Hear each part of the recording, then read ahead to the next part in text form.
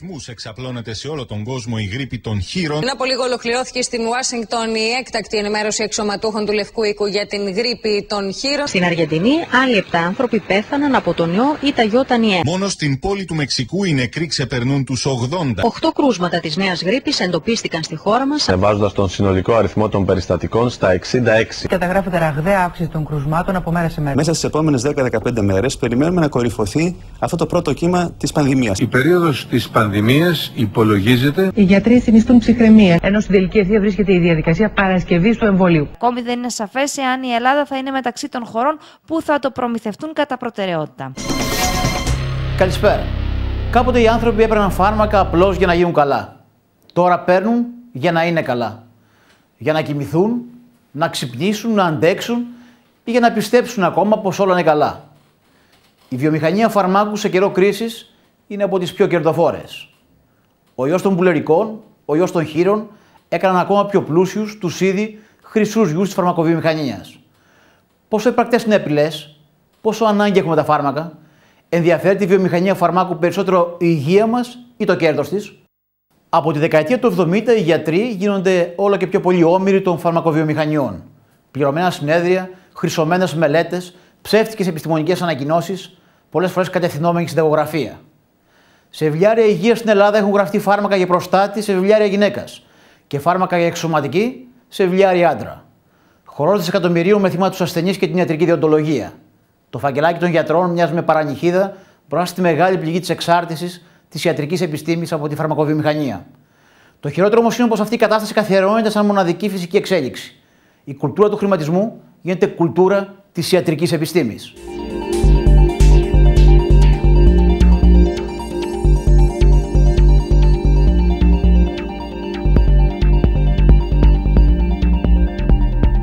Το φθινόπωρο του 2009 η Ελλάδα ζούσε με το φόβο του ιού Ι1N1, του ιού των χείρων.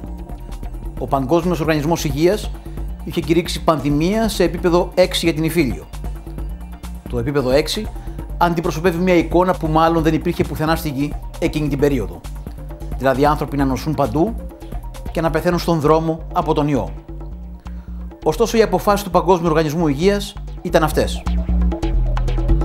Το σχέδιο δράσης για την αντιμετώπιση της νέας γρίπης προβλέπει πως θα εμβολιαστούν 4 εκατομμύρια Έλληνες σε 2 δόσεις. Ο Ευρωπαϊκός Οργανισμός Φαρμάκων ανακοίνωσε ότι έχουν εμβολιαστεί μέχρι στιγμής 5 εκατομμύρια άνθρωποι στην Ευρώπη. By declaring pandemic, they pushed the button on this juggernaut that they've created. And of course antivirals are part of that. Οφείλω να σημειώσω ότι έχουμε 82 θανάτους μέχρι στιγμής. Το εμβόλιο της γρίπης αυτής δεν γίνεται για ιατρικούς λόγους. Η χώρα μας έπρεπε να παραγγείλει εμβόλιο. Από αύριο αρχίζει ο εμβολιασμός σε ευπαθείς ομάδες. Στη Βρετανία, εξαιτίας της μεγάλης έξαρσης σε παιδιά, οι αρχές συνιστούν το νέο εμβόλιο και σε υγιή μικρά παιδιά κάτω των 5 ετών. Σύμφωνα με νεότερα δεδομένα που μας έφεραν και οι παιδίατροι που ανήκουν στο Συμβούλιο, η κυρία Σεργιοπούλου και η κυρία Θεοδωρίδου, φαίνεται ότι το εμβόλιο είναι πλέον ασφαλές και για τις ηλικίες 36 μηνών και κάτω, μέχρι 6 μηνών. Έκκληση να εμβολιαστούν κάνουν γιατροί στους συναδέλφους τους που συνεχίζουν να αρνούνται. Θα μιλήσω για την εγκληματική αμέλεια αυτών οι οποίοι δεν πάνε να εμβολιαστούν. Υπάρχει μια ομαλή διεξαγωγή του εμβολιασμού. Αυτό από μόνο του δημιουργεί ένα ψυχολογικό πλεονέκτημα σε εμάς που ξεκινάμε τώρα. Η Υπουργός Υγείας έκανε εμβολιασμό μπροστά στην κάμερα για να προτρέψει τους πολίτες να εμβολιαστούν. Δεν το κατάλαβα. Τους πολίτες που δεν ήταν και τόσο πρόθυμοι. Αρκετοί γνωστοί επιστήμονες πρόσφεραν το κύρος τους τηλεοπτικά υπέρ του εμβολιασμού. Οι Έλληνες δεν εμβολιάστηκαν, αλλά το Υπουργείο Υγείας προμηθεύτηκε 12 εκατομμύρια εμβόλια. Την ίδια βέβαια περίοδο η Ιταλία με 60 εκατομμύρια κατοίκους πήρε μόλις 24 εκατομμύρια εμβόλια. Η Γερμανία με 82 εκατομμύρια κατοίκους 50 εκατομμύρια εμβόλια και η Πολωνία κανένα. Περιέργως η Ελλάδα εμφανίστηκε για πρώτη φορά μπροστά από όλους. Η Ελλάδα, η οποία δεν έχει καταργήσει ακόμα τα ράντσα και το φακελάκι, ξεπέρασε τον εαυτό της σε αυτό και μόνο στον τομέα της υγείας. Σας διαβάζω εδώ την πρόβλεψη που έλεγαν οι καθηγητές πώς θα πεθάνουν από τη γρίπη των χείρων και πώς πεθάνανε πραγματικά μέχρι το Μάρτιο του 2010. Η Γερμανία πρόβλεψε 100.000, πεθάνανε 240. ΗΠΑ, Αμερική, πρόβλεψη 200.000 νεκροί, πεθάνανε 2.600. Παγκόσμια πρόβλεψη 2 εκατομμύρια, πεθάνανε 16.500. Δηλαδή ρεζιλίκι, αυτό είναι της ιατρικής αξιοπιστίας. Το εμβόλιο και η διακίνηση έχει πολλαπλούς σκοπούς. Πρώτον, καλύπτει τη βιομηχανία. Άρα η βιομηχανία θα κάνει λίγο θόρυβο, ώστε τα κράτη να το πάρουν. Τι έγινε με τον χείρον? Ενώ βλέπαμε ότι η νοσηρότητα και η θνησιμότητα δεν διαφέρει της κοινής γρίπης, όλοι λέγαν κάντε αμέσως, θα έρθει πανδημία. Ακόμα και ο Παγκόσμιος Οργανισμός Υγείας έκανε λάθος. Άλλαξε τον ορισμό του τι είναι πανδημία. Έπαιξε στο παιχνίδι της βιομηχανίας δηλαδή και η Παγκόσμια Οργάνωση Υγείας. Εγώ είχα τοποθετηθεί από την πρώτη στιγμή ότι είχα πει ότι αυτό δεν πρόκειται να γίνει πανδημία. Και βγήκα σωστός. Είχα πει να μην προκαλείται τρομολαγνία στον κόσμο. Τα είχα γράψει αυτά νομίζω στο Βήμα τον Ιούλιο της χρονιάς αυτής που γινόταν η μεγάλη φασαρία. Θεωρώ ότι κερδίσαν πολλοί άνθρωποι, χρήματα εννοώ, με το εμβόλιο, δεν ξέρω ποιοι είναι αυτοί, αλλά χάσαν και πολλοί άνθρωποι από τις παρενέργειες που υποβάλλονται από και πιο αθώα ουσία, γι' αυτό λέγεται φάρμακο, φαρμάκι δηλαδή, μπορεί να έχει επιπλοκές. Υπολογίζεται πως μόλις 300.000 Έλληνες έκαναν το εμβόλιο. Στις αποθήκες του Ινστιτούτου Παστέρ βρίσκονται περίπου 8 εκατομμύρια εμβόλια που έχουν πληρωθεί, αλλά δεν θα χρησιμοποιηθούν πουθενά. Εμείς συζητάμε εκ του ασφαλούς το ότι αν μας περίσσεψαν 2 εκατομμύρια ή αν πήραμε λίγο παραπάνω ή αν καλύψαμε τον πληθυσμό μας. Ωστόσο όμως, η έννοια του αριθμού των εμβολίων τα οποία πήραμε, ακολουθήσαμε με πολύ προσοχή και πολύ φιδό οδηγίες της Ευρωπαϊκής Ένωσης, η οποία φαίνεται ότι την κρίσιμη στιγμή δεν είχε αυτή την αλληλεγγύη που έπρεπε να είχε. Ζητήσαμε σαν Ελλάδα, μετά από πρόταση της Ελλάδας, του Υπουργού τότε, η Ευρώπη ομαδικά να το αντιμετωπίσει το θέμα, να αγοράσουμε ομαδικά τα εμβόλια. Δεν έγινε αυτό το πράγμα. Εμείς αποφασίσαμε μεσοσταθμιστικά να πάρουμε 34,4% του πληθυσμού. Τότε το εμβόλιο ήταν διδοσικό. Δεν οι εταιρείες είχαν ξεκαθαρίσει αν ήταν μία δόση ή 2 δόσεις. Οπότε έπρεπε να πάρουμε γύρω στα 4 και 4 εκατομμύρια, 8 εκατομμύρια περίπου εμβόλια. Τα παραγγείλαμε.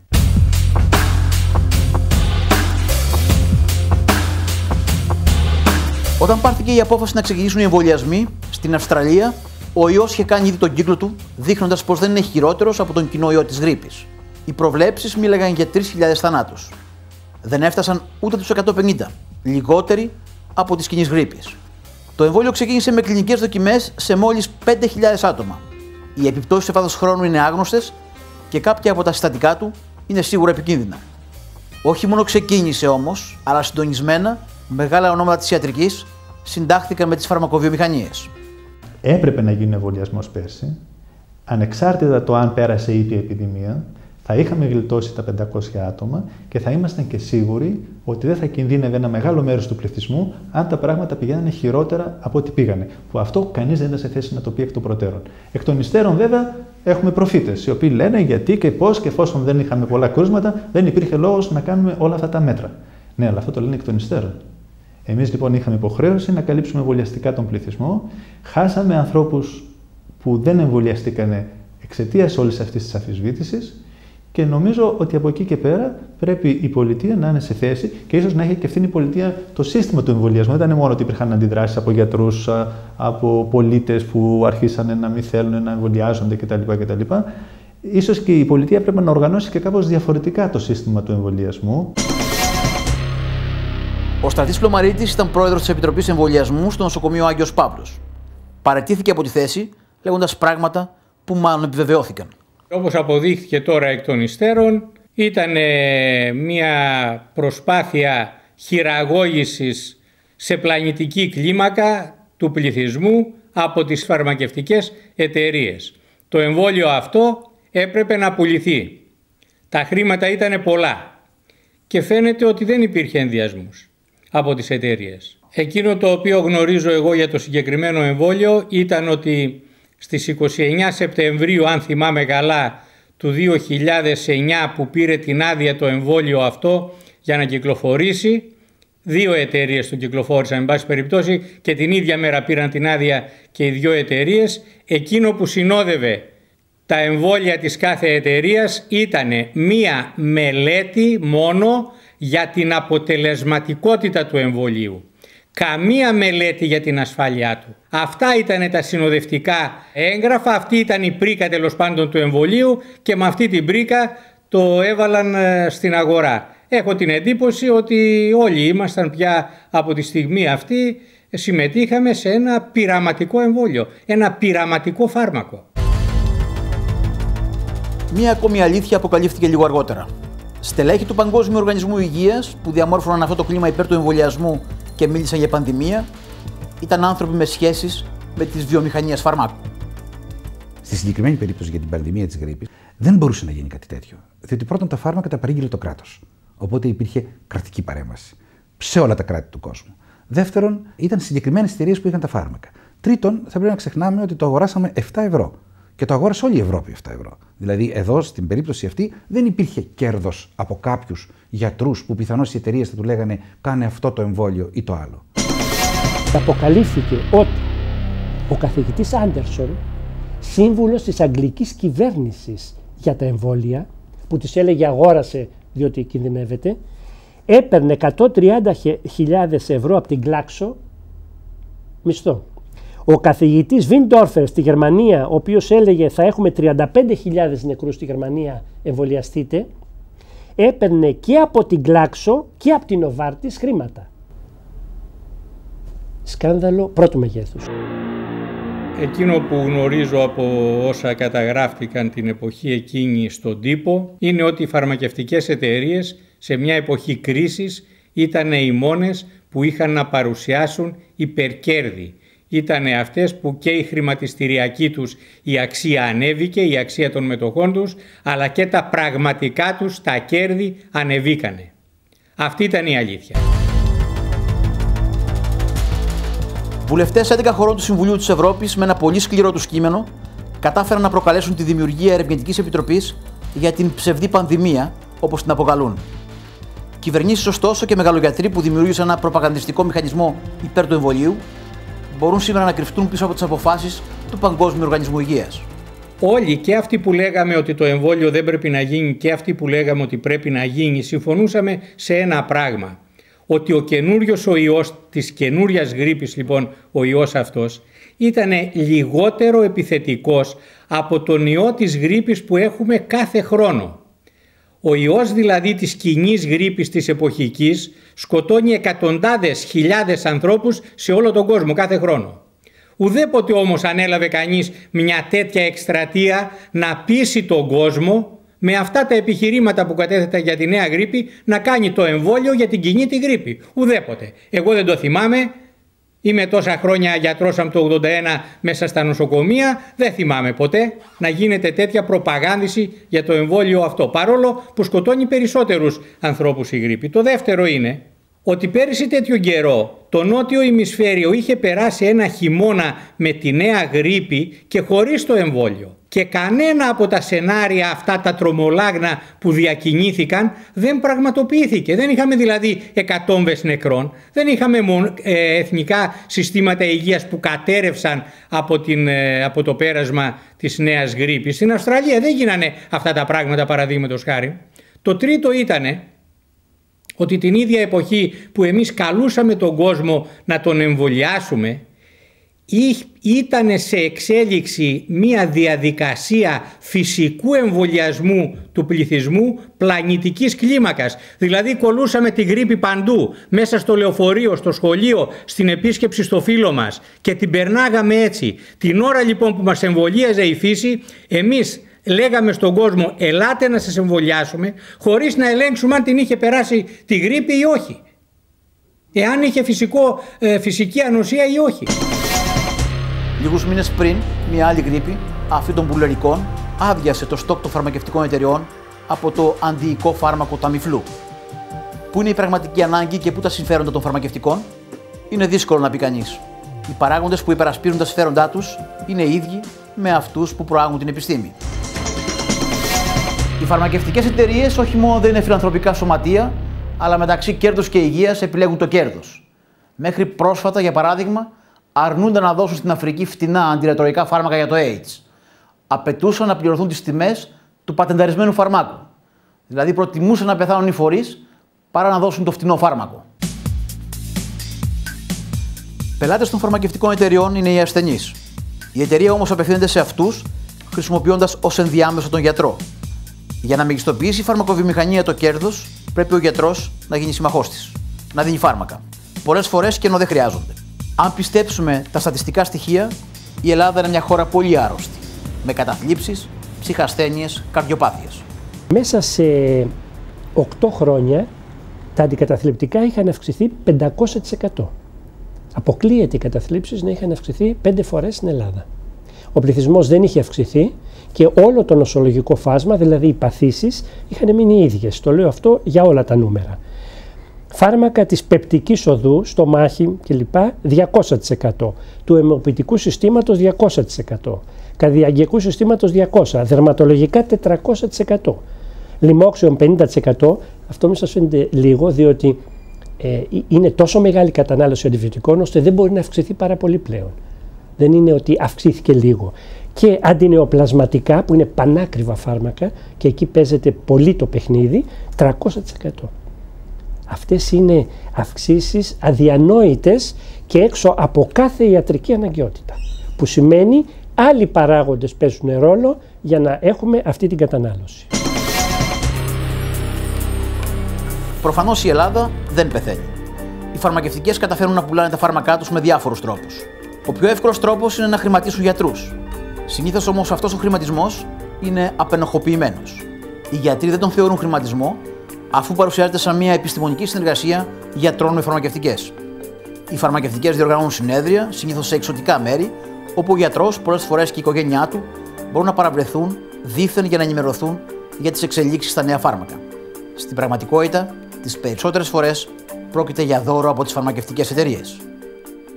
Υπάρχει ένα πολύ μεγάλο εύρος συνεδρίων, πολύ διαφορετικής ποιότητας, πολύ διαφορετικής καταξίωσης, πολύ διαφορετικής επιστημονικότητας.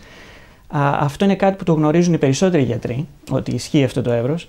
Και για να σας εξηγήσω τι καλύπτει, μπορεί να καλύψει από συνέδρια τα οποία είναι καθαρά ταξίδια αναψυχής, χωρίς κάποια ουσιαστική επιστημονική συμμετοχή του κοινού ή και των ομιλητών. Πολλές φορές δεν υπάρχουν καν ομιλητές, οι σύνεδροι είναι απλώς ουσιαστικά οικότροφοι ξενοδοχείων. Στο άλλο άκρο υπάρχουν τα συνέδρια τα οποία είναι πολύ ψηλής επιρροής, προωθούν την επιστήμη, μπορείς να ακούσεις το τι καινούριο υπάρχει στην ειδικότητά σου, στο αντικείμενό σου και πραγματικά αξίζουν τον κόπο. Δεν είναι τα συνέδρια που παρακολουθούν οι περισσότεροι γιατροί. Οι περισσότεροι γιατροί παρακολουθούν συνέδρια τα οποία προκύπτουν από αλληλεπίδραση ανάμεσα από εταιρείες επιστημονικοφανείς ή κάποιες επιστημονικότητες με τη βιομηχανία, η οποία θέλει να προωθήσει μέσα από τα συνέδρια ουσιαστικά τα προϊόντα της όσο γίνεται πιο αποτελεσματικά. Είναι λοιπόν συνέδρια που είτε εμφανώς κάποιες συνεδρίες έχουν την χορηγία και την καθοδήγηση σε κάποιο βαθμό της φαρμακοβιομηχανίας ή της βιομηχανίας υγείας, ή ακόμα χειρότερα κάποιες άλλες συνεδρίες όπου οι ειδικοί που συμμετέχουν ή που μιλούν ή που κάνουν τις παρουσιάσεις δεν φαίνεται εμφανώς ότι έχουν αυτή τη χορηγία, αλλά ουσιαστικά είναι φερέφωνα και προσπαθούν να προωθήσουν τις ίδιες ιδέες στο υπόλοιπο κοινό που τους παρακολουθεί. Αυτό δεν είναι ελληνικό φαινόμενο, είναι φαινόμενο το οποίο είναι παγκόσμιο και πιθανότατα αν κάποιος καταργούσε το 90% από τα βιοιατρικά συνέδρια που γίνονται αυτή τη στιγμή στην Ιφίλιο, όπως και στην Ελλάδα, η επιστήμη δεν θα έχει να χάσει πάρα πολλά πράγματα. Πράγματι, οι εταιρείες παγκόσμια και στην Ελλάδα χρηματοδοτούν σε μεγάλο βαθμό την έρευνα. Αυτό όταν γίνεται με κανόνες οι οποίοι θα ελέγχονται συνεχώς, δεν είναι αθέμητο, υπό την έννοια ότι ένα ποσοστό του κέρδους, γιατί μιλάμε για τεράστια κέρδη των εταιριών. Η πρώτη ύλη, παραδείγματος χάρη, για να κατασκευαστεί ένα φάρμακο, αφού μπει στην παραγωγή, στοιχίζει ελάχιστα σχετικά με την τιμή του προϊόντος του φαρμάκου στο φαρμακείο.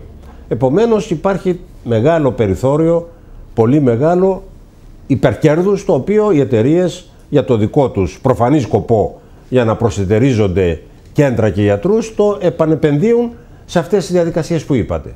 Σε οργάνωση συνεδρίων, σε διακίνηση γιατρών να παρακολουθήσουν συνέδρια, σε χρηματοδότηση έρευνας. Αυτό, επαναλαμβάνω, όταν γίνεται με διαφάνεια και με λογοδοσία και με συνεχή έλεγχο, δεν είναι κακό. Απέναντίας, ελαφρύνει το κράτος, τους φορείς, τους επίσημους που πρέπει να χρηματοδοτούν την έρευνα και την εκπαίδευση, τη μετεκπαίδευση των γιατρών, τους ελαφρύνει. Οι φαρμακευτικές εταιρείες εμφανίζονται ως οι σωτήρες σε μια περίοδο που οι κρατικές έρευνες για την υγεία είναι σχεδόν ανύπαρκτες. Πρακτικά ο ασθενής πληρώνει μεγάλα ποσά για να κάνει παντοδύναμες στις φαρμακευτικές, οι οποίες θα διαφθείρουν γιατρούς για να πουλήσουν τα φάρμακά τους σε αυτόν. Σωστά ή λάθος φάρμακα, απαραίτητα ή μη απαραίτητα, αυτό έχει να κάνει με τον βαθμό διαφθοράς ή με τον βαθμό συνειδητότητας του γιατρού. Ο πρώτος και αποφασιστικότερος παράγων είναι η διαφθορά, την οποία έχουν επιτύχει οι φαρμακοβιομήχανοι με τους γιατρούς.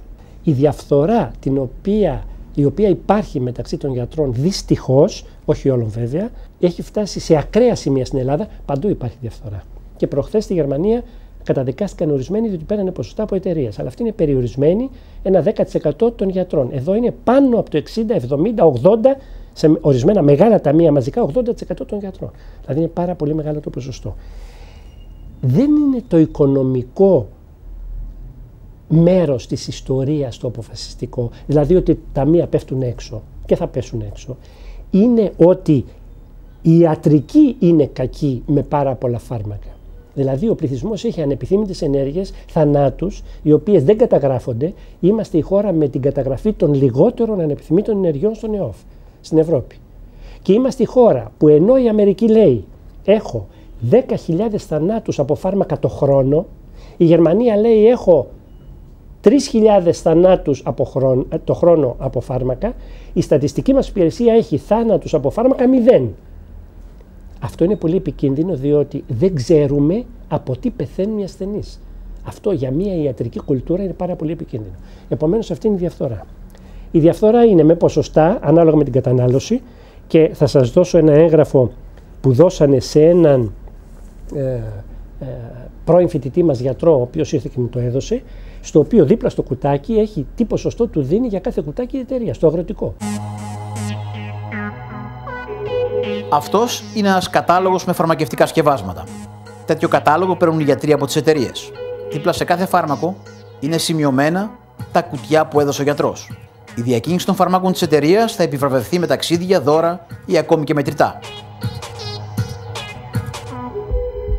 Την καταγραφή αυτή κάνουν οι λεγόμενοι ιατρικοί επισκέπτες, οι dealers των φαρμακευτικών που συχνά γίνονται διαμεσολαβητές των εταιριών με το πρόσχημα της επιστημονικής ενημέρωσης των γιατρών. Οι γνωστοί κύριοι με το βαλιτσάκι κυκλοφορούν ελεύθερα στα νοσοκομεία και τα ιατρεία και αποτελούν πλέον ένα κομμάτι του συστήματος υγείας. Ελέγχουν λοιπόν και τη συνταγογράφηση των γιατρών. Μπορεί να το επαληθεύσει με διάφορους τρόπους. Δεν είναι πάντα εύκολο. Για τα νοσοκομιακά προϊόντα είναι πολύ ευκολότερο γιατί μπορεί να παρακολουθήσει την κίνηση του φαρμάκου του από το φαρμακείο του νοσοκομείου. Αν λοιπόν σε ένα συγκεκριμένο νοσοκομείο μπορεί να συνταγογραφούν 2 γιατροί αυτό το φάρμακο, προφανώς η κίνηση του φαρμάκου αυτού ελέγχεται, άρα ελέγχεται και κατά πόσο αλήθεια λένε οι συγκεκριμένοι 2 επιστήμονες για την ποσότητα των φαρμάκων που γράφουν. Για τους ιδιώτες γιατρούς είναι κάπως πιο δύσκολο και πάλι όμως υπάρχουν τρόποι, καθώς από τα φαρμακεία της περιοχής και τις συνταγές μπορεί η φαρμακευτική εταιρεία χοντρά να παρακολουθήσει τη συνταγογραφική κίνηση και δύναμη του κάθε πελάτη της.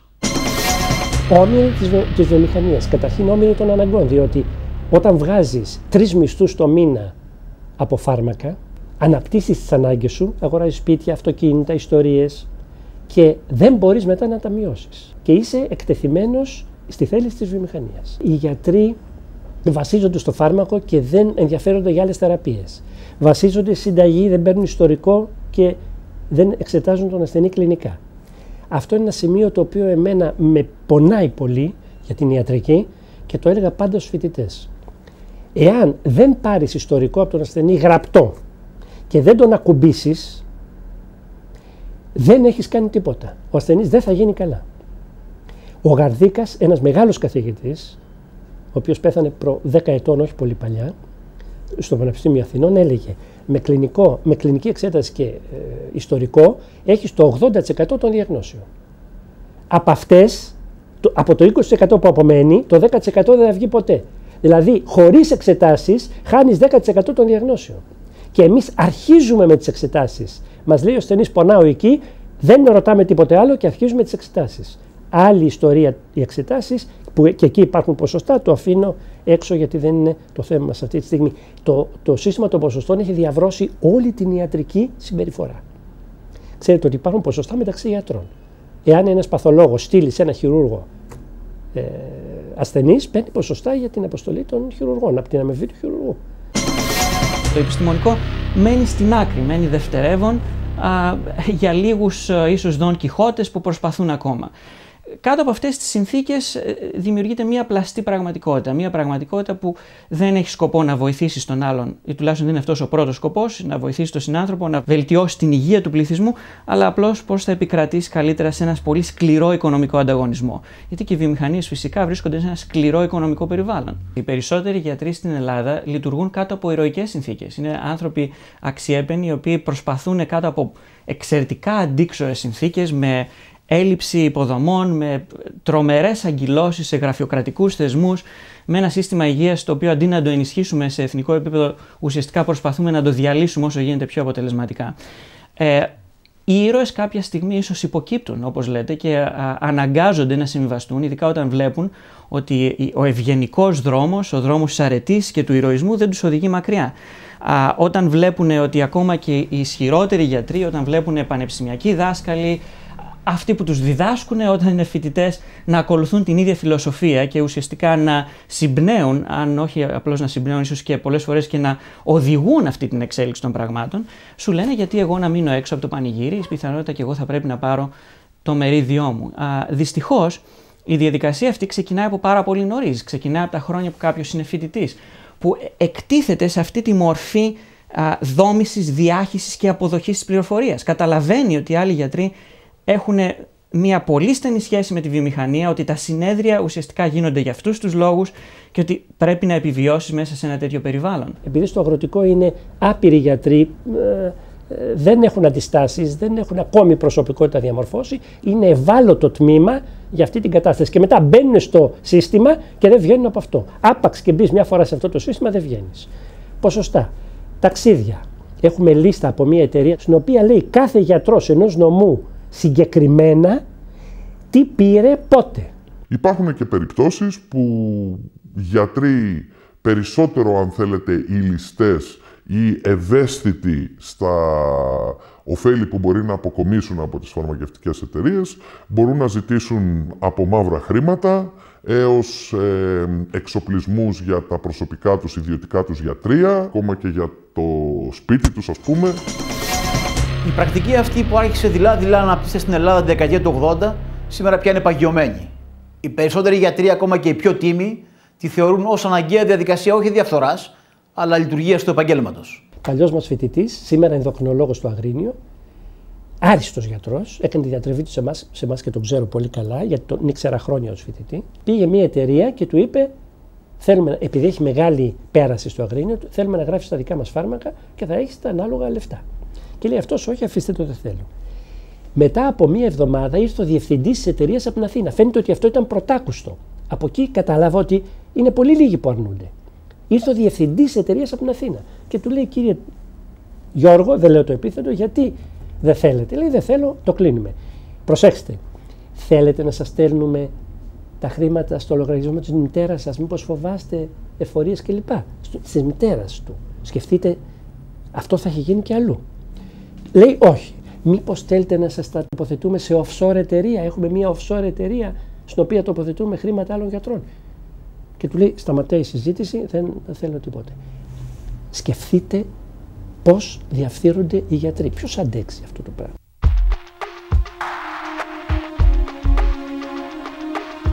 Στα ελληνικά νοσοκομεία φάρμακα και αναλώσιμα που δεν θα χρησιμοποιηθούν ποτέ σαπίζουν όταν το σύστημα υγείας καρκινοβατεί. Είναι μια προσφορά ακόμη στις φαρμακευτικές εταιρείες από τους ίδιους τους ανθρώπους της υγείας και τις πολιτικές ηγεσίες των Υπουργείων. Με το αζημίωτο φυσικά. Όσο υπάρχει αδιαφάνεια και ξέφραγο αμπέλι, θα συμβαίνουν αυτά. Στην επεμβατική καρδιολογία, να μιλήσουμε για το σπίτι μας. Πράγματι, υπάρχει ένα περιβάλλον που δεν ελέγχεται, δεν αυτοελέγχεται ή δεν ελέγχεται απ' έξω. Δηλαδή, μπορώ εγώ σήμερα να πάω κάτω στο μηδαμικό εργαστήριο, να κάνω μια στιφανογραφία και να αποφασίσω μόνος μου να βάλω 2-3 στεν 4. Μπορεί να είναι καλή η ενέργειά μου, μπορεί να είναι και κακή. Εν πάση περιπτώσει, δεν υπόκειται σε αντικειμενική κρίση. Να μου πείτε τι να κάνουμε. Για τις χειρουργικές επεμβάσεις το ίδιο. Μπορώ να δω εγώ ένα ασθενή και να αποφασίσω μόνος μου, πήγαινε στο τάδε ιδιωτικό κέντρο να χειρουργηθείς ή πήγαινε στο κρατικό. Και ο ασθενής να μπορούσε ενδεχομένως να θεραπευθεί με άλλη επέμβαση, με φάρμακα ή με stent, όπως είπατε προηγουμένως. Αυτά έρχονται μέσα από τη δημοσιοποίηση των στοιχείων του κάθε κέντρου, του κάθε γιατρού στο τέλος του χρόνου. Απλά. Τι βάλανε στο Ιπποκράτιο, πόσες επεμβάσεις κάνανε με stent, τόσες. Πόσα stent ανασθενή βάλανε, τόσα. Τι γίνεται με τα ευρωπαϊκά δεδομένα, τι γίνεται στην Ολλανδία, τι γίνεται στις ΗΠΑ. Είναι ανάλογα. Εάν παρουσιάσω εγώ ανασθενή, αναεπέμβαση 5 stent, θα πεις δεν μπορεί να έρθουν όλοι οι βαρύτατα πάσχονται σε σένα, κάτι γίνεται, ψάκτο. Τα τελευταία χρόνια στα δημόσια νοσοκομεία υπάρχει ο όρος κουβανέζικα αναλώσιμα. Δεν είναι βέβαια από την Κούβα. Η ετυμολογία προέρχεται από τη λέξη κουβάς, όπου καταλήγουν πραγματικά τα αναλώσιμα, ενώ λέγεται πως μπήκαν στον ασθενή. Τα μοσχεύματα τα παράγουν εταιρείες, είναι πανάκριβα και τοποθετούνται για να βοηθήσουν την ίαση καταγμάτων, οστεοτομιών, εγχειρήσεων σε οστά, αλλά έχουν συγκεκριμένο πλαίσιο εφαρμογής. Δεν έχει κανένα νόημα να βάζεις όπου θες μοσχεύματα. Και το φαινόμενο είναι το εξής. Μου έλεγε ο διοικητής, και πρέπει να το αναφέρουμε μια φορά, ότι υπάρχει ένας διοικητής και άλλοι διοικητές, οι οποίοι δέχονται απίθανο πόλεμο από τα συμφέροντα, ο οποίος διαπίστωσε ένα από τα πολλά, ένα λογαριασμό μοσχευμάτων 40.000 ευρώ σε ένα ασθενή. Αυτά τα μοσχεύματα απεκλείεται να χωρέσουν στην πληγή. Τι γίνεται, τα χρεώνανε, τα πετάγανε στον κουβά και ο γιατρός έπαιρνε τα ποσοστά. 40.000 είναι 20% ποσοστά, είναι 8.000 ευρώ ποσοστά, κύριε Μπλούτσο. Από μία εγχείρηση, 8.000 ευρώ. Έτσι. Δηλαδή, ο μισθός μου στο πανεπιστήμιο που έφυγα, 4 μηνών. Τελευταίως περαιώθηκε ο έλεγχος και διαβάστηκε το αντίστοιχο πόρισμα στην Εισαγγελία Αθηνών που αφορά την σχέση, την οικονομική σχέση, θα ήθελα να πω, 24 ιατρών που έχει να κάνει με την συνεργασία τους με εταιρεία προμήθειας ορθοπαιδικών υλικών. Τελείωσε ο έλεγχος σε 22 γιατρούς, κύρια ακτινολόγους και μικροβιολόγους που έγραφαν εξετάσεις σε συνεργασία με συγκεκριμένα εικονικές, με συγκεκριμένα διαγνωστικά κέντρα. Ο έλεγχος αυτός έχει φτάσει το 2004, επειδή αναφερόμαστε και σε παλαιές χρήσεις. Έχουν περιοθεί έλεγχοι προμήθειας των δημόσιων νοσοκομείων από συγκεκριμένες εταιρείες, όπου εκεί πραγματικά προκύπτει μια επιπλέον δαπάνη, μια ζημία για το ελληνικό δημόσιο της τάξεως των 23 εκατομμυρίων ευρώ, και αυτό έχει να κάνει με την προμήθεια βηματοδοτών, STEM. Το φακελάκι μπορεί να είναι ένα φαινόμενο διαφθοράς, αλλά είναι ενοχοποιημένο στον ιατρικό κόσμο. Αντιθέτως, ο χρηματισμός από τις φαρμακευτικές καταλήγει μια γενικευμένη διαδικασία που αποδέχονται σχεδόν όλοι και διαμορφώνει μια συγκεκριμένη κουλτούρα για το σύστημα υγείας. Έχουν βρεθεί σε πρώην φοιτητή μου, 40 ετών, στο λογαριασμό του 11 εκατομμύρια ευρώ.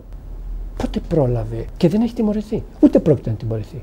Μου έλεγε ο Λαμπύρης, το λέω με την άδειά του, γιατί είχε και αυτός ανθρώπους που είχαν 30 εκατομμύρια ευρώ στο λογαριασμό τους. 30 εκατομμύρια. Βρήκε εισαγγελία 30 εκατομμύρια ευρώ. Πώς μαζεύονται, κύριε Μπλούτσου, 30 εκατομμύρια? Και μου έλεγε το εξής, και το έχω ακούσει και από άλλους γιατρούς αξιόπιστους.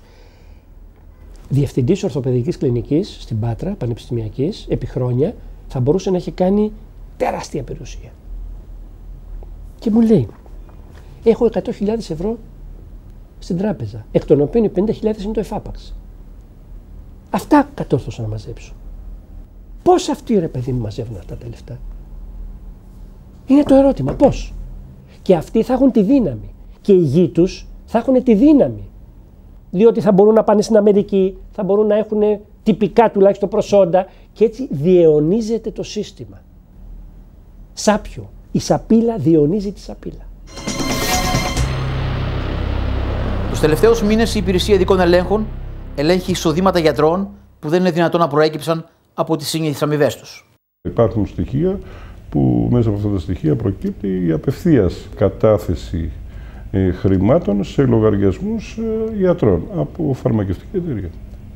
Υπάρχουν τέτοια στοιχεία τα οποία επεξεργάζονται και ελέγχονται από την υπηρεσία. Κάποιες υποθέσεις από αυτές έχουν τελειώσει, κάποιες υποθέσεις είναι στη διαδικασία της έρευνας. Σε έναν έγκλειγχο σε μια τριετία μέσα, το ύψος των καταθέσεων τα οποία ενδεχόμενα δεν μπορούν να δικαιολογήσουν είναι κάποια εκατομμύρια. Άρα καταλαβαίνετε ότι ο κύκλος εργασιών, ο παράνομος, η παραοικονομία που αναπτύσσεται και η φοροδιαφυγή σε αυτό το χώρο είναι τεράστια.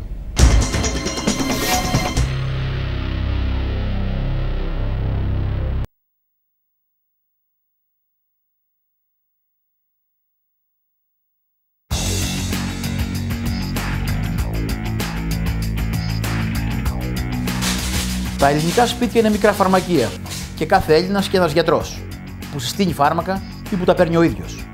Δεν πρόκειται βέβαια για κάποια φιλετική ιδιομορφία.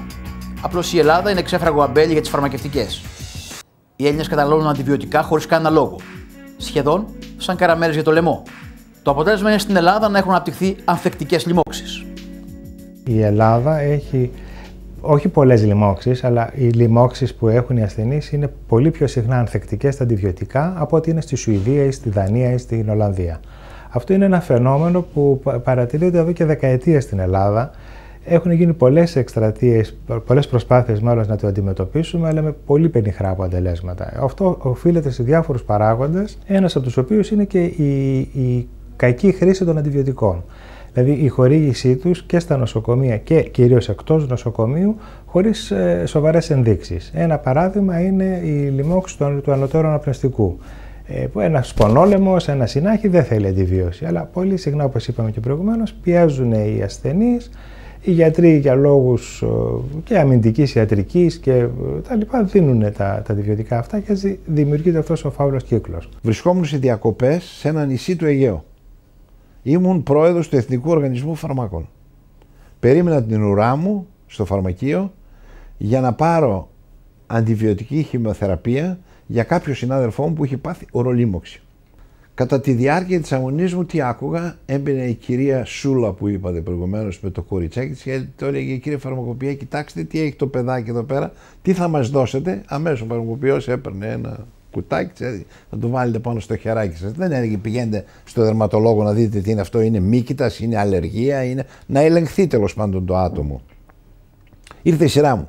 Αφού παρακολούθησα όλο αυτό το σκηνικό, ο κύριος φαρμακοποιός χωρίς συνταγές έδινε διάφορα φάρμακα από ολυφές μέχρι τα πιο ακριβά φάρμακα. Η χώρα μας είναι άναρχη γι' αυτό. Δεν τηρεί κανένας τους νόμους. Το ίδιο και ο φαρμακοποιός. Έρχεται η σειρά μου. Λέω κύριε φαρμακοποιέ, παρακαλώ θέλω το τάδε πολύ φτηνό αντιβιωτικό. Πω λέει, αυτό το αντιβιωτικό θέλετε. Είναι πολύ επικίνδυνο μου λέει. Λέω σας παρακαλώ δώστε μου το αντιβιωτικό. Πάρτε τη συνταγή μου, είμαι ο τάδε, γράφω συνταγή σε ένα χαρτάκι, λέω σας παρακαλώ δώστε μου για 7 μέρες θεραπείας. Είναι επικίνδυνο. Λέω σας παρακαλώ πάρα πολύ. Αφού επέμεινε, λέω με συγχωρείτε, ποιο είναι το όνομά σας, είμαι ο πρόεδρος του ΕΟΦ, θα σας καταγγείλω ο ίδιος ότι χρησιμοποιούσατε το ρόλο του γιατρού ενώ δεν είστε γιατρός και όταν ήρθα εγώ ο γιατρός που σας δίνω συνταγή δεν μου δίνετε το φάρμακο που συνταγογραφώ. Αποτέλεσμα, έπεισε ο πρόεδρος του Ιατρικού Συλλόγου της περιοχής, ο πρόεδρος του Φαρμακευτικού Συλλόγου να με παρακαλεί να μην του κάνω αναφορά και πληρώσει το πρόστιμο το οποίο ήταν πολύ τσουκτερό. Στη διάρκεια αυτής της έρευνας προσπαθήσαμε να καταλάβουμε γιατί σε μια ευρωπαϊκή χώρα όπως είναι η Ελλάδα οποιοσδήποτε μπορεί να προμηθευτεί από το φαρμακείο φάρμακα χωρίς ιατρική συνταγή. Και μάλιστα επικίνδυνα φάρμακα όπως είναι τα αντιβιωτικά ή τα αντιφλεγμονώδη. Είναι άραγε οι άνθρωποι που διοικούν τα υπουργεία και οι σύμβουλοι τους χωρίς ενημέρωση, ή η πολιτική υγείας καθορίζεται από τη φαρμακοβιομηχανία με διάφορους τρόπους? Σε καμία άλλη ευρωπαϊκή χώρα δεν μπορεί να δοθεί το φάρμακο έτσι. Πολιτισμένη χώρα. Για να δοθεί ένα φάρμακο, εκτός από τα μη συνταγογραφούμενα, πρέπει να υπάρχει ιατρική συνταγή. Το ζητάμε χρόνια.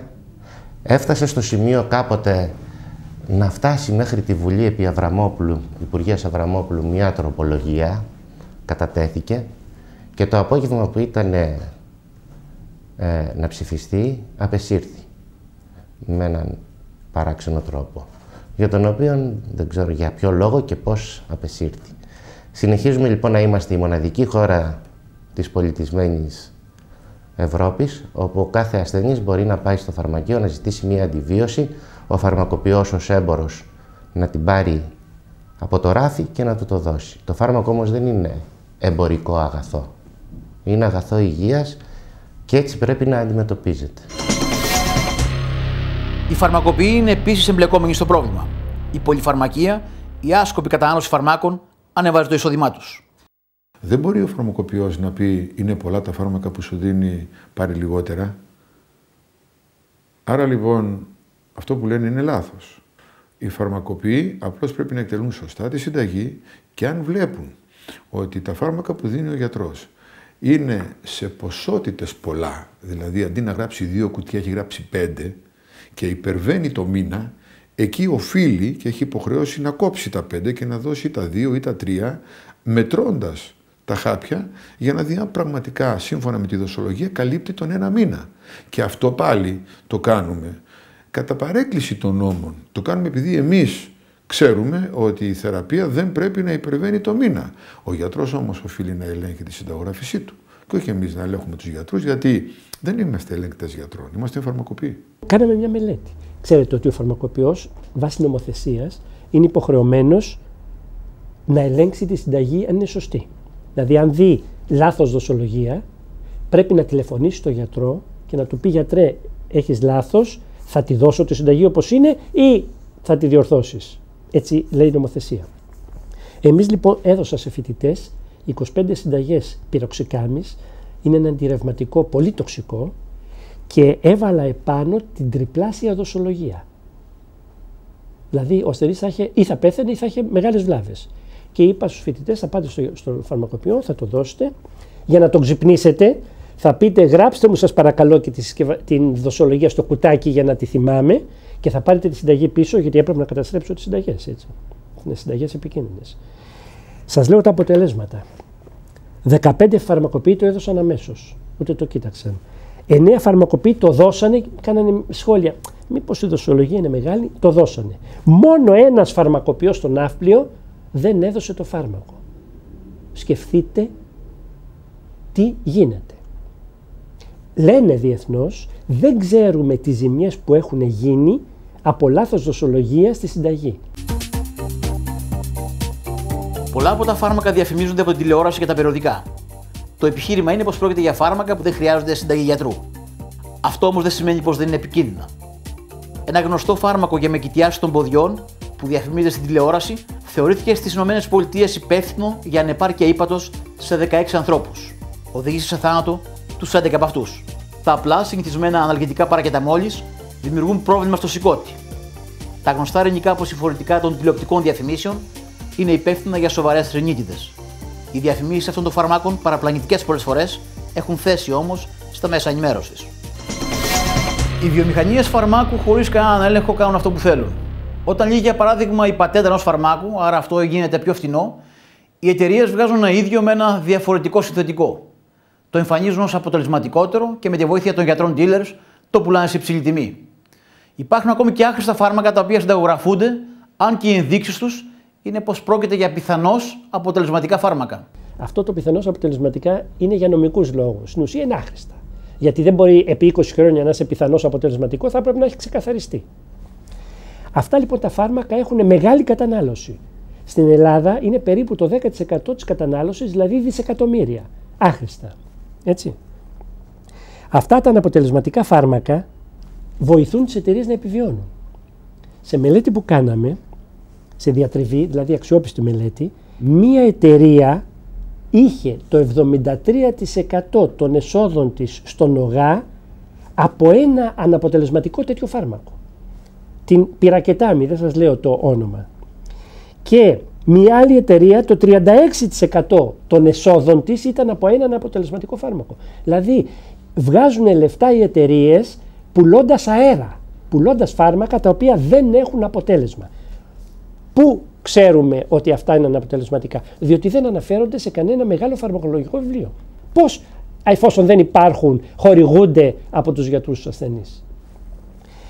Αυτά τα αναποτελεσματικά δεν σημαίνει ότι δεν έχουν ανεπιθύμητες ενέργειες. Δηλαδή η πυρακετάμι, παραδείγματος χάρη, που δίνεται σε ηλικιωμένους κυρίως, κάνει αϊπνίες. Ο τζίρος της βιομηχανίας φαρμάκου είναι τεράστιος. Η εντύπωση που υπάρχει είναι πως το ζητούμενο είναι η υγεία. Πρακτικά όμως οι φαρμακοβιομηχανίες μπορούν να παράγουν αποτελεσματικά, λιγότερο αποτελεσματικά ή και άχρηστα φάρμακα και να τα πλασάρουν στην αγορά ως αναγκαία. Αυτή τη στιγμή στην ελληνική αγορά υπάρχουν δύο πανομοιότυπα φάρμακα, για παράδειγμα, με δραστική ουσία την υδροξιουρία. Το ένα πωλείται μόλις 66 ευρώ και το άλλο 636. Μία πρόσφατη μελέτη του Πανεπιστημίου Hull στη Βρετανία, η οποία βασίστηκε σε 47 έρευνες, είχε ως συμπέρασμα πως τα αντικαταθλιπτικά φάρμακα έχουν αποτελέσματα μόνο σε βαριά ασθενείς. Σε ελαφρές περιπτώσεις είναι το ίδιο αποτελεσματικά με το εικονικό φάρμακο, το μη φάρμακο δηλαδή.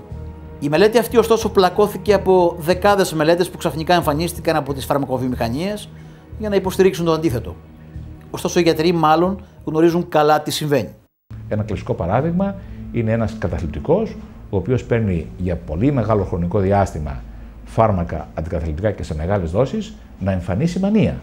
Δηλαδή εμείς οι ίδιοι που του δίνουμε κέφι και διάθεση για τη ζωή, αυτό που θα λέγαμε το magic pill, το happy pill, το happy από την ευτυχία δηλαδή, αντιλαμβάνεστε ότι ουσιαστικά του δώσαμε μία θεραπεία που τον φέραμε στην απέναντι όχθη. Να τον κάνουμε μανιακό και να έχει μια συμπτωματολογία διπολικής διαταραχής, δηλαδή να περνάει από την κατάθλιψη στη μανία. Σαφές είναι ότι τα φάρμακα αυτά έχουν σωστή δράση και πρέπει να χορηγούνται όταν ο ασθενής μας έχει όλα τα κριτήρια της κλινικής κατάθλιψης. Τα αντικαταθλιπτικά δεν εθίζουν, αλλά δυστυχώς μπορούν να προκαλέσουν αλλαγή αυτής της χημικής διάταξης στον εγκέφαλο και να φέρουν ψυχικές επιπτώσεις. Γι' αυτό λοιπόν πρέπει να είμαστε όλοι φιδωλοί με τα φάρμακα αυτά. Πρέπει να έχουμε συγκεκριμένη ένδειξη κατάθλιψης και όχι με την πρώτη ευκολία πάρε ένα χαπάκι αντικαταθλιπτικό για να νιώσεις καλύτερα. Οι φαρμακευτικές μπορούν να κατευθύνουν τις έρευνες, να καθιερώσουν τα φάρμακα που θέλουν και να τα υποστηρίξουν με πληρωμένες επιστημονικές απόψεις γιατρών σε όλο τον κόσμο. Αν μετά από χρόνια το φάρμακο αποτύχει ή αποκαλυφθεί ότι είναι επικίνδυνο, τότε απλώς αποσύρεται. Ακόμα και αν χρειαστεί να πληρώσουν αποζημιώσεις, τα κέρδη που έχουν βγάλει είναι τεράστια. Δηλαδή, σχεδόν όλες οι μελέτες που χρηματοδοτούνται από τη βιομηχανία καταλήγουν ότι αυτό το οποίο φτιάχνει η βιομηχανία αξίζει τον κόπο, είναι αποτελεσματικό, πρέπει να το πάρετε όλοι, είτε είσαστε υγιείς είτε είσαστε άρρωστοι. Τώρα, τι συμβαίνει? Είναι απάτη? Δεν θα το έλεγα ότι είναι καθαρά απάτη. Είναι μία μορφή διαστρέβλωσης της πραγματικότητας. Με ποιο τρόπο μπορείς να διαστρεβλώσεις την πραγματικότητα? Υπάρχουν πάρα πολλά τεχνάσματα. Ένα τέχνασμα είναι να σχεδιάσεις τη μελέτη φτιάχνοντας το ερώτημα με τέτοιο τρόπο που η απάντηση θα είναι αυτή που θέλεις. Παράδειγμα, θέλεις να δοκιμάσεις αν ένα καινούριο φάρμακο που έχεις φτιάξει είναι αποτελεσματικό. Αντί να το συγκρίνεις με κάτι παλιό φάρμακο που είναι επίσης πολύ αποτελεσματικό, είναι πολύ φτηνό, ξέρουμε ότι δεν έχει παρενέργειες, το έχουν χρησιμοποιήσει εκατομμύρια άνθρωποι και δεν υπάρχει κανένα πρόβλημα. Αντί να πάρεις λοιπόν αυτό το μέτρο σύγκρισης, που είναι και το φυσικό μέτρο σύγκρισης, τι παίρνεις? Παίρνεις ένα εικονικό φάρμακο, πλασίμπο, ή παίρνεις ένα φάρμακο το οποίο ξέρεις ότι έχει 1002 προβλήματα, δεν είναι αποτελεσματικό, έχει σοβαρές παρενέργειες, είναι πανάκριβο και δοκιμάζεις λοιπόν να δεις αν το νέο φάρμακο είναι καλύτερο από έναν αχυράνθρωπο. Απέναντι στον αχυράνθρωπο, το νέο φάρμακο αποδεικνύεται ότι είναι φανταστικό και όλοι πρέπει να το πάρουν. Είναι απάτη αυτό? Δεν είναι απάτη, είναι πραγματικότητα. Απλώς η πραγματικότητα έχει διαστρεβλωθεί δίνοντας την απάντηση στο λάθος ερώτημα. Δεύτερος τρόπος. Κάνεις 100 μελέτες που χρηματοδοτείς, για μια βιομηχανία δεν είναι τίποτα να χρηματοδοτήσει και το κάνει αυτό. Υπάρχουν φάρμακα καινούργια τα οποία έχουν μια ατζέντα περίπου 1000 ή και παραπάνω κλινικών δοκιμών που εξαπολύονται μέσα στον χώρο της ιατρικής έρευνας προκειμένου να δείξουν ότι το φάρμακο είναι αποτελεσματικό. Τρέχεις λοιπόν 100, 200, 500, 1000 μελέτες. Από αυτές δημοσιεύεις τις 20, 50, 80 που βγάλανε ότι το φάρμακο είναι αποτελεσματικό. Στη βιβλιογραφία, στα συνέδρια, ακόμα και στα επιστημονικά περιοδικά φαίνεται ότι το φάρμακο αυτό το έχουμε δοκιμάσει σε 20, 40, 50, 60 μελέτες. Όλες δείχνουν ότι είναι τόσο αποτελεσματικό, γιατί να μην το εμπιστευτούμε? Όμως δεν ξέρουμε τι γίνανε οι άλλες 500, 700, 1000 μελέτες που είτε βγάλαν αρνητικά αποτελέσματα και αποσιωπηθήκανε, είτε είναι σε εξέλιξη γιατί ακόμα δεν έχουν δει κάποιο σοβαρό θετικό αποτέλεσμα και ακόμα ψάχνονται οι ερευνητές να δουν αν θα βγάλει κάτι. Οι μελέτες χρηματοδοτούνται από τις φαρμακευτικές εταιρείες. Αυτό είναι γνωστό. Εγώ δεν γνωρίζω κανέναν παρά μόνο οι ευεργέτες που δίνει τα λεφτά του για να γίνει μια μελέτη με έναν τρόπο ουδέτερο. Αυτό γνωρίζω εγώ. Τρίτος τρόπος παραποίησης της αλήθειας. Κατασκευάζεις βιβλιογραφία. Δηλαδή βρίσκεις πρόσκαιρους καθηγητές πανεπιστημίου πολλές φορές με αξιώσεις και λες βγήκαν κάποιες μελέτες που δείχνουν ότι το φάρμακό μας δεν είναι και τόσο πολύ καλό. Όπως καταλαβαίνετε, αν αυτές οι μελέτες γίνουν κοινός τόπος στην ιατρική, το φάρμακο θα χάσει την αγοραστική του αξία, δεν θα το παίρνει κάποιος, θα μπούμε μέσα κάποια δισεκατομμύρια δολάρια. Μπορούμε να γράψουμε μερικά άρθρα για σας. Μπορούμε να σας τα δώσουμε έτοιμα, να έχουν κάποια επιστημονικοφανή επιχειρήματα, δεν θα είναι τελείως ανοησίες, θα λένε τα υπέρ, ό,τι υπέρ, με λίγο διαστρεβλωμένη εικόνα, αλλά πάντως με επιστημονικό λόγο. Αυτό που θέλουμε από εσάς είναι απλώς να βάλετε το όνομά σας από κάτω. Είναι επιστημονική φαντασία αυτό. Θα ήθελα να πιστεύω ότι είναι επιστημονική φαντασία, δυστυχώς όμως έχει επανειλημμένα έρθει στην επιφάνεια όταν υπάρχουν δικαστικές εμπλοκές αυτή η εικόνα. Η βιομηχανία παράγει βιβλιογραφία. Βιβλιογραφία έτοιμη που τη στέλνει σε καθηγητές πανεπιστημίου ή σε σοβαρούς επιστήμονες εντός εισαγωγικών μεγαλογιατρούς που διαμορφώνουν την κοινή γνώμη ανάμεσα στους άλλους γιατρούς και το άρθρο είναι έτοιμο απλώς για να δώσουν το κύρος τους πριν από τη δημοσίευσή του. Όλες διαφέρουν φυσικά, οι μεγάλες με άλλα μέσα και οι μικρές με άλλα μέσα. Έτσι, οι μεγάλες διαφέρουν πιο έντονα καθηγητές, τους οποίους έχουν ως οδηγούς άποψης τους λένε. Leaders, opinion leaders. Δηλαδή, γιατί αν βγει ο καθηγητής σε ένα συνέδριο και πει ένα φάρμακο, οι γιατροί της επαρχίας θα αρχίσουν να το γράφουν αυτό. Έτσι, και έτσι διαφέρουν τους καθηγητές, οι μικρές διαφέρουν τους μικρούς γιατρούς στα μεγάλα ταμεία με μικρά ποσά ή με ταξιδάκια ή με τηλέφωνα και ηλεκτρονικές συσκευές. Πληρώνουν σε στρογγυλά τραπέζια συνεδρίων έναν γιατρό που λαμβάνει μέρος στο στρογγυλό τραπέζι, εάν αναφέρει 3 φορές το λιγότερο ένα φάρμακο. Το όνομα ενός φαρμάκου.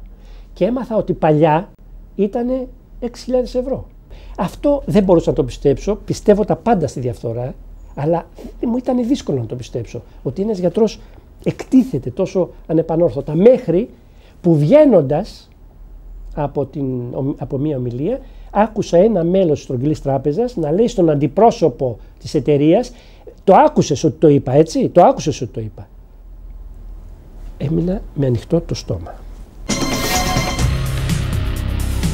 Αυτή τη στιγμή στη φαρμακευτική αγορά υπάρχουν 5 πανάκριβα φάρμακα για τον καρκίνο των νεφρών. Η χορήγησή τους μπορεί να επεκτείνει το όριο ζωής κατά 4 μήνες. Η επίδρασή τους ξεκινά μετά από 1 εβδομάδα από τη χορήγηση και έχει τρομερές παρενέργειες. Παρ' όλα αυτά, συνταγογραφείται από τα ταμεία. Τα αντικαρκινικά είναι πάρα πολύ ακριβά και εκεί παίζεται ένα μεγάλο παιχνίδι, άσχημο παιχνίδι. Διότι τα ακριβότερα δεν είναι και τα αποτελεσματικότερα. Και η διαφήμιση των εταιριών στα αντικαρκινικά φάρμακα, δεν το λέω εγώ γιατί είμαι πολύ μικρός, το λέει ο πρόεδρος των Γερμανών γιατρών, ο Λόντβιχ. Ότι παίζονται άσχημα παιχνίδια στα αντικαρκινικά, οι τιμές δεν αντιπροσωπεύουν την αποτελεσματικότητα και πολλά νέα αντικαρκινικά που παίρνουν υπέρογγες τιμές δεν έχουν καθόλου καλύτερα αποτελέσματα από τα παλιά. Αυτά προωθούνται διότι η εταιρεία τα προωθεί. Σας λέω ένα κόλπο. Δίνει μία έρευνα σε ένα ελληνικό νοσοκομείο. Πες μου θα μου φέρεις 20 ασθενείς στους οποίους θα δώσεις αυτό το φάρμακο και θα μου πεις τα αποτελέσματα. Αυτή ξέρει τα αποτελέσματα, αλλά έτσι μπαίνει το φάρμακο στο νοσοκομείο, έτσι πιάνει το γιατρό, έτσι αρχίζει να του δίνει ποσοστά και έτσι εγκαθίσταται η κατανάλωση ενός φαρμάκου πανάκριβο που δεν είναι καλύτερο από παλιότερα. Οι παράνομες πληρωμές των γιατρών από τις φαρμακευτικές εταιρείες γίνονται με διάφορους τρόπους. Φαρμακευτικοί και γιατρός, για παράδειγμα, συμφωνούν πως θα ενταχθεί δήθεν σε μία μελέτη για την οποία θα πάρει αμοιβή. Η μελέτη είναι ανύπαρκτη. Υπήρξε περίπτωση γιατρού που εξασφάλιζε τον οίκιο του σπιτιού του από τη φαρμακευτική, εμφανίζοντάς το ως ερευνητικό κέντρο. Άλλες φορές οι γιατροί εμφανίζονται να κάνουν σεμινάρια στους υπαλλήλους της φαρμακευτικής και πληρώνονται γι' αυτό. Σε πολλά νοσοκομεία της Ελλάδας, γιατροί δοκιμάζουν φάρμακα για χάρη των φαρμακευτικών σε παράνομες πειραματικές διαδικασίες, χρεώνοντας μάλιστα το ελληνικό δημόσιο. Ο Ιατρικός Σύλλογος τι κάνει? Ξέρετε τι κάνει? Περνάει πειθαρχικό όποιος γράψει στις εφημερίδες για τα ποσοστά. Όποιος γράψει για τα φακελάκια τον περνάει πειθαρχικό. Όποιος γράψει για τα υλικά με ποσοστά τον περνάει πειθαρχικό. Όχι τους γιατρούς που τα κάνουν, περνάει τους γιατρούς οι οποίοι λένε, γιατί υπάρχει στη ιδεοντολογία ένα άρθρο, ότι εκθέτουν το ιατρικό επάγγελμα. Οι ιατρικοί σύλλογοι δεν λειτουργούν. Επιστημονικές εταιρείες δεν λειτουργούν. Διότι δεν υπάρχει συνέδριο επιστημονικής εταιρείας το οποίο να μπορεί να γίνει χωρίς ενίσχυση της φαρμακοβιομηχανίας. Αποκλείεται. Τα συνέδρια είναι στα χέρια της φαρμακοβιομηχανίας. Άλλα πολύ, άλλα λίγο, ελάχιστα καθόλου που αντιστέκονται. Παραδείγματος χάρη της προληπτικής ιατρικής αντιστέκεται κάπως. Για τις καταγγελίες που λέτε και αυτά που αναφέρονται καθημερινά στον τύπο. Έχω να σας απαντήσω το εξής, ότι από όλα αυτά όσα ακουστήκαν στον τύπο τον τελευταίο καιρό και οι πολίτες τα έχουν ακούσει και τα έχουν δει, κανένα επίσημο έγγραφο από τις αρμόδιους φορείς του κράτους δεν έχει φτάσει στον ιατρικό σύλλογο προκειμένου να επιληφθεί. Κανένα. Απολύτως. Εμείς περιμένουμε να μας στείλουν τα απαραίτητα έγγραφα και να είναι βέβαιος ο κόσμος που μας βλέπει ότι ο Ιατρικός Σύλλογος θα εξαντλήσει την αυστηρότητά του στους επίορκους γιατρούς. Διότι αυτοί που κυρίως πλήττονται από όλη αυτή την ιστορία είναι κυρίως το ιατρικό σώμα και ο θεσμικός ρόλος του Συλλόγου βέβαια είναι να προασπίσει την υπόθεση δημόσια υγείας στον τόπο μας, μέρος της οποίας είναι και ο γιατρός.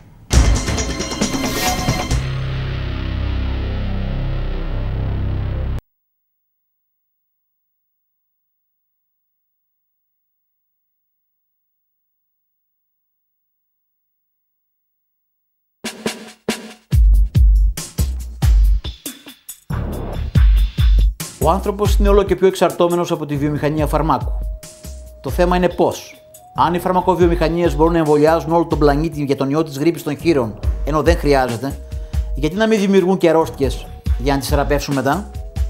Η φαρμακοβιομηχανία σήμερα υπόσχεται όχι θεραπεία, αλλά ευτυχία. Φάρμακα για καλή ζωή. Ακόμα και αυτή η γενετήσια ορμή του ανθρώπου τα επόμενα χρόνια θα περάσει από τα μαγικά φίλτρα της φαρμακοβιομηχανίας. Αυτό είναι αλήθεια που λέτε. Και θα σας έλεγα ότι αυτό είναι μια παγίδα τα τελευταία χρόνια εμείς την ονομάσαμε lifestyle. Δηλαδή οι άνθρωποι με τα φάρμακα έχουν μια ιδιαίτερη εξαρτητική σχέση. Είτε είναι βιταμίνες, είτε είναι φάρμακα που προβάλλουν τις μυϊκές δυνάμεις του άνδρα ή και της γυναίκας. Είτε ακόμη φάρμακα που υποτάσσουν την επιθυμία στην ανάγκη μιας καλύτερης και πιο σημαντικής ερωτικής ζωής. Η πραγματικότητα είναι μία, ότι αυτά κατά βάση είναι άχρηστα. Δηλαδή αυτή η πληθώρα των φαρμάκων που έχουν εμπορικό χαρακτήρα, που έχουν το marketing του lifestyle, που σε κάνουν να νιώθεις ότι είσαι νέος, ότι αντέχεις, ότι τα χρόνια δεν σε απειλούν, η γύρανση δεν σε αγγίζει, είναι μια πραγματική ψευδέστηση του μυαλού μας, που ουσιαστικά και καθοριστικά μπορεί και να μας κάνουν κακό.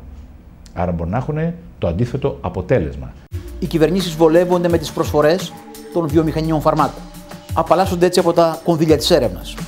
Γιατί όμως οι φαρμακοβιομηχανίες παίρνουν τέτοιο κόστος? Μα γιατί πολύ εύκολα θα βγάλουν πολλαπλάσια κατευθύνοντας έρευνα και γιατρούς. Υπάρχει ο κίνδυνος όμως σε λίγο αυτό που θα κατευθύνουν να είναι η ίδια η ζωή μας.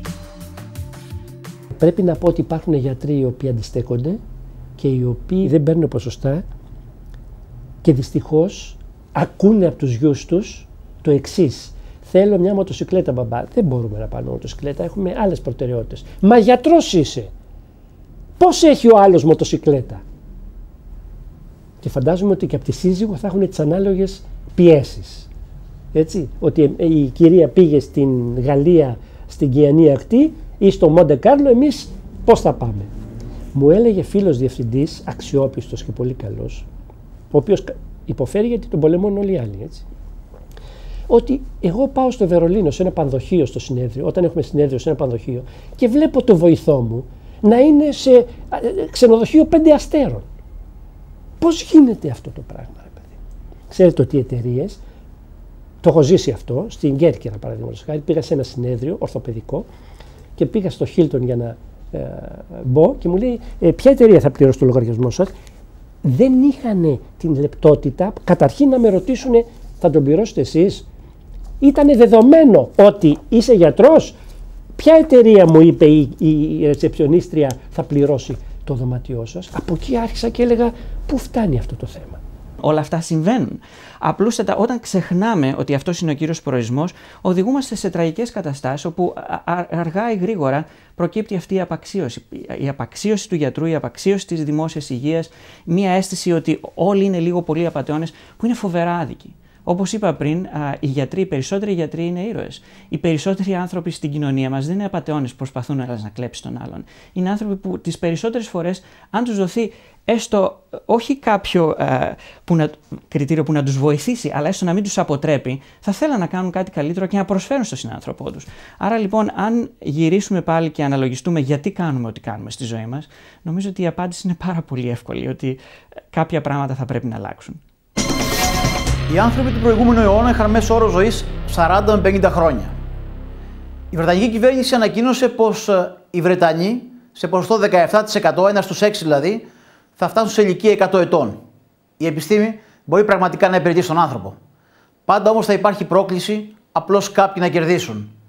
Οι επιστήμονες είναι οι μόνοι που μπορούν να εξασφαλίσουν στην επιστήμη το ηθικό εκείνο κομμάτι, το οποίο δεν θα τη μετατρέψει σε εφιάλτη. Καλό σας βράδυ.